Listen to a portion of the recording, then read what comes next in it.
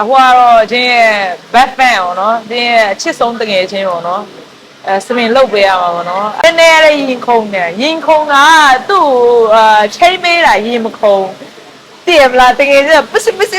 လေအဲ့လိုမျိုးလေးအရင်များလို့ပါတည်မလားအဲ့ကြောင့်လို့အခုသွားကြည့်ပဲမြန်မာလိုပဲပြောမယ်နော်နားမလည်ဘူးငဲ့ကြောင်းချာလေကျောက်ဝဲဆရာမကြီးဆိုအရင်စွာလဲဆရာမပါဆရာမလိုပဲလေဒီလိုအတုံညမှာကျေးဇူး surprise ပေးလိုက်တော့ surprise ပေးလိုက်တော့ခိုင်းမောင်းခေါ်တော့ discount ဘယ်လောက်ရှိရ30ရှိ50မဟုတ်လား80ဒီမှာလေဝင်းညစ်ပြီးတော့ပြန်သွားတော့မှာဒါမဲ့သူငယ်ချင်းလာရင်တော့50%ရပါတယ်အဲ့ဒါပြောချင်တာပဲချင်းတဲ့ရင်ဆိုတကယ်ချင်းရင်ဆိုလောက်ရမှာပေါ့နော်ဟိုတက်ထူလေးရောရှိရမှာဒီမှာကြည့်လိုက်ပြလိုက်အောင်ပဲကြည့်ရအသေးလေးကိုပါကြည့်လိုက်ဦးတက်ထူလေးရှိရမှာအဲ့ဒါမှနော်ဒီ design လေးရှိမှာ50%ရ